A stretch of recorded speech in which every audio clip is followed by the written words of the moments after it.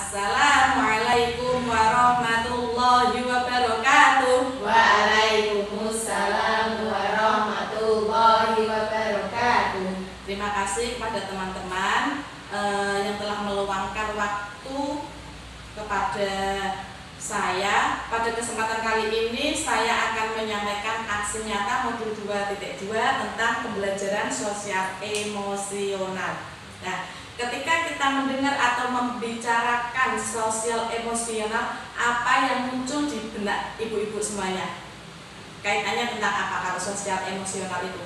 Anak sering nangis. Sering nangis berarti perasaan. Ya. Kemudian Anak berebut mainan dengan temannya. berebut mainan. Saya perasaan juga deh. Kalau kita berbicara tentang pembelajaran sosial emosional, kaitannya erat dengan perasaan, terus relasi, bagaimana cara kita atau anak untuk bersosialisasi dengan temannya.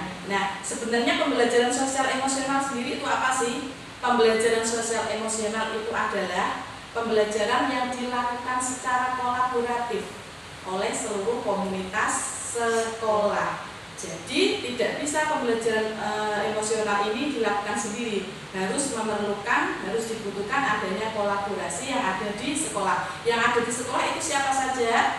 Guru, murid, kepala sekolah, karyawan, tenaga pendidik dan tenaga pendidikan, atau dapat dikatakan adalah semua warga sekolah. Nah, kemudian akan memperoleh pembelajaran sosial emosional itu dilakukan secara kolaboratif oleh seluruh komunitas yang ada di sekolah. Nah, proses kolaborasi ini memungkinkan anak dan pendidik dan tenaga kependidikan di sekolah memperoleh dan menerangkan tentang apa? Tentang pengetahuan, keterampilan, dan sikap positif. Nah, kemudian di dalam pembelajaran sosial emosional itu ada kompetensinya. Apa saja kompetensinya? Ada 5, yaitu kesadaran diri, manajemen diri, kesadaran sosial, keterampilan berelasi, dan pengambilan keputusan yang bertanggung jawab. Kesadaran diri sendiri itu apa ya? Kesadaran diri adalah kemampuan untuk memahami perasaan, memahami emosi, dan nilai-nilai diri sendiri, bagaimana pengaruhnya pada perilaku diri dalam berbagai situasi dan konteks kehidupan. Kalau kita sebagai guru, berarti kesadaran diri yang dapat kita contohkan, yang dapat kita lakukan seperti apa, Bu? Kesadaran diri yang ada pada diri kita sendiri. Melayani anak dengan baik, dengan ikhlas. Kemudian berangkat sekolah sesuai tepat waktu. Itu kan merupakan kesadaran diri kita. Kalau kita terapkan di pembelajaran anak-anak, kesadaran diri itu bisa dicontohkan pada kegiatan apa? Ya, anaknya berangkat sesuai apa tujuan. Oke, bisa juga pembiasaan, ya. Pembiasaan, misalnya pada waktu anak mau masuk kelas, kita ajak untuk baris. Kemudian setelah duduk kita tanya kabar dan perasaan anak. Jadi anak akan mengetahui perasaan emosinya sendiri dengan kita memberi emoticon gambar, anak milih gambar mana yang perasaannya sesuai dengan perasaan anak. Selain itu juga bisa pada kegiatan berdoa. Berdoa itu kan merupakan kesadaran pada diri anak itu sendiri. Bila kita ajak doa kok anak itu diam saja, berarti belum ada rasa kesadaran diri. Yang kedua yaitu adalah kompetensi yang kedua adalah manajemen diri. Kalau tadi kesadaran diri, memahami diri sendiri, kalau sekarang adalah manajemen diri. Kemampuan untuk mengelola emosi, pikiran, dan perilaku diri secara efektif dalam berbagai situasi dan untuk mencapai tujuan aspirasi. Contohnya seperti apa kalau kita sebagai orang dewasa? Manajemen diri. Ketika kita mendapat masalah atau ketika kita mendapat tugas yang banyak dari kepala sekolah kita bisa memanajemen diri. Bagaimana caranya saya bisa membagi waktu. Terus ketika dapat masalah, ketika kita dapat teguran, apa yang akan kita reaksikan? Apakah kita langsung nangis, marah-marah, atau bagaimana? Itu contoh dari manajemen diri. Kemudian kalau pada kegiatan anak-anak, manajemen diri itu bisa dilakukan pada waktu situasi pembelajaran anak itu rame dengan melakukan ice breaking, ya kan? Bisa dilakukan dengan tepuk, bisa dilakukan dengan nyanyi-nyanyi. Itu salah satu manajemen diri penerapan pada pembelajaran. Oke, yang selanjutnya adalah kesadaran sosial. Apa itu kesadaran sosial? Kemampuan untuk memahami sudut pandang dan dapat berempati dengan orang lain, termasuk mereka yang berasal dari latar belakang, budaya, dan konteks yang berbeda-beda. Contohnya, kesadaran sosial ini kalau di pembelajaran siswa adalah seperti apa, Bu? Kegiatan Jumat itu sedekah itu kegiatan Jumat berkah itu kan anak sadar untuk berbagi. Selain itu, ketika temannya ada yang sedang sakit atau temannya ada yang sedang kesulitan, anak itu mempunyai sadar sosial, mau membantu temannya, bisa berempati. Yang selanjutnya adalah keterampilan berelasi, kemampuan untuk membangun dan mempertahankan hubungan-hubungan yang sehat dan suportif. Kalau contoh pembelajarannya adalah seperti bekerja sama dalam misal membuat hiasan dinding, membuat hiasan kelas, bekerja sama menyusun bangunan dari balon. Itu seperti itu contoh penerapan keterampilan berelasi. Yang selanjutnya adalah pengambilan keputusan yang bertanggung jawab, yaitu kemampuan untuk mengambil pilihan-pilihan membangun yang berdasar atas kepedulian, kapasitas dalam mempertimbangkan standar-standar etis dan rasa aman, dan untuk mengevaluasi manfaat dan konsekuensi dari bermacam-macam tindakan dan perilaku untuk kesejahteraan psikologis diri sendiri, masyarakat, dan kelompok. Contohnya adalah apa, Bu?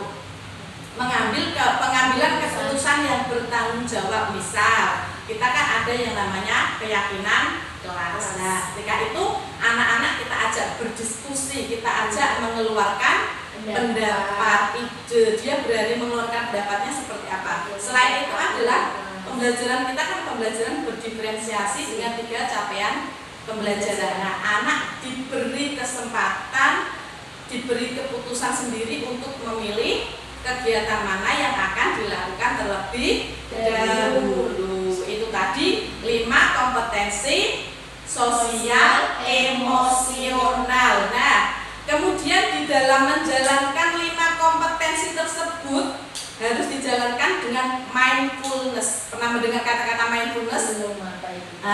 Mindfulness itu adalah kesadaran penuh. Ya, kesadaran penuh sebagai dasar penguatan 5 kompetensi sosial dan emosional. Pada prinsipnya, praktek kesadaran penuh merupakan segala aktivitas yang kita lakukan secara sadar. Apapun bentuk aktivitasnya, yang ditekankan adalah perhatian yang diberikan saat melakukan aktivitas tersebut. Praktek paling mendasar dan sederhana adalah melatih dan menyadari napas. Salah satu teknik menyadari dan melatih napas adalah teknik stop. Teknik ini dapat dilakukan kapan saja dan di mana saja tanpa membutuhkan peralatan. Itu tahu teknik stop itu seperti apa? Stop, S itu berhenti sejenak, stop.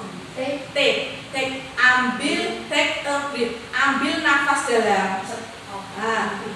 Observe, amati sensasi pada tubuh, perasaan, pikiran, dan lingkungan.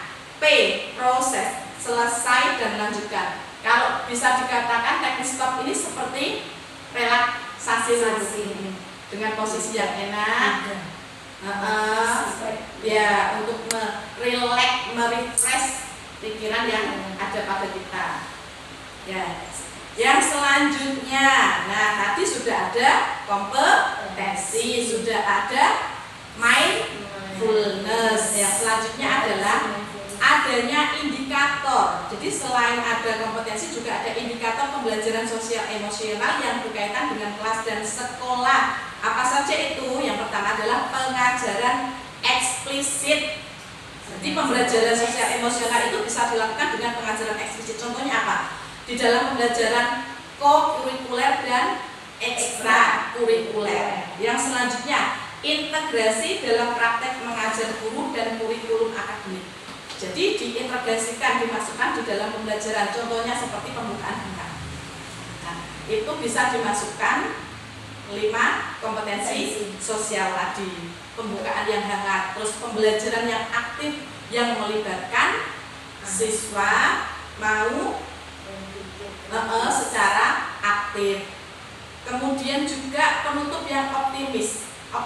Maksudnya apa? Di dalam penutup itu kita memberi apresiasi kepada anak. Wah, luar biasa sekali ya anak-anak pada hari ini. Seperti itu. Yang selanjutnya adalah penciptaan iklim kelas dan budaya sekolah. Jadi adanya hubungan yang baik untuk menciptakan pembelajaran di kelas bisa berjalan dengan lancar dan baik antara guru, siswa dan rekan sejawat. Yang selanjutnya adalah penguatan KSE, pendidik dan tenaga kependidikan di sekolah. Jadi bukan hanya kepada murid saja, tapi juga KSE ini diterapkan, dikuatkan untuk pendidik dan tenaga kependidikan. Melalui cara apa? Dengan cara yang pertama adalah sebagai tauladan. Yang kedua, kita belajar seperti ini, belajar berbagi praktek baik. Ini juga salah satu cara untuk melakukan penguatan kompetensi sosial dan emosional. Yang ketiga adalah dengan berkolaborasi. Jadi tadi sudah dijelaskan bahwa pembelajaran sosial emosional itu dilakukan secara kolaborasi, bekerja sama. Nah, bekerja sama itu akan menjadikan pembelajaran sosial emosional bisa berjalan dengan lancar. Nah, yang kemudian apa sih Bu manfaatnya penerapan pembelajaran sosial emosional itu? Nah, tadi dengan meningkatkan 5 kompetensi sosial dan emosional. Nah, indikatornya apa? Kelihatan apa kalau pembelajaran sosial emosional itu berhasil? Yaitu dengan adanya peningkatan perilaku yang positif. Terus lingkungan belajar yang suportif dengan pengurangan perilaku yang negatif. Yang kemudian peningkatan sikap pada diri sendiri, respek dan toleran terhadap orang lain dan lingkungan sekolah, yaitu pengurangan tingkat stres. Nah, dan peningkatan performa akademik siswa. Terus sekarang yang selanjutnya adalah, seberapa pentingnya Bu pembelajaran sosial emosional itu? Nah, pentingnya pembelajaran sosial emosional itu adalah untuk menciptakan lingkungan belajar yang aman, nyaman, agar seluruh individu di sekolah dapat meningkatkan kompetensi akademik dan kesejahteraan psikologis well-being secara optimal. Well-being, apa itu well-being? Well-being itu adalah sikap yang ada pada diri individu, ada sosial, itu selalu positif. Jadi positif dengan dirinya sendiri maupun positif dengan orang lain. Juga positif dengan lingkungan sekitar, juga dia bisa mengetahui kebutuhan apa yang ada di dirinya. Pada intinya adalah selalu positif thinking. Oke, seperti itu. Oke. Demikian tadi pemaparan dari saya tentang pembelajaran sosial emosional. Sekarang saya tanya kepada panjenengan semua, sebenarnya apakah selama ini kita sudah melaksanakan pembelajaran sosial emosional tersebut? Sudah. Secara tidak langsung sudah 5 kompetensi sosial emosional itu sudah masuk dalam, sudah terintegrasi dalam pembelajaran kita sehari-hari. Nah, namun dengan demikian adanya sedikit pengetahuan dari saya akan lebih menebalkan atau menjelaskan tentang pentingnya pembelajaran sosial emosional tersebut. Yuk, sebelum kita akhiri, mari kita tepuk dulu bersama-sama. Tepuk satu ya. Tepuk satu, tepuk dua, oke. Tepuk tiga, tepuk empat, tepuk lima, siap belajar. Tepuk tangan semuanya. Oke, terima kasih teman-teman atas waktu yang sudah diberikan kepada saya. Semoga kurang lebihnya saya mohon maaf. Semoga bermanfaat untuk semuanya. Terima kasih. Wassalamualaikum warahmatullahi wabarakatuh. Waalaikumsalam warahmatullahi wabarakatuh.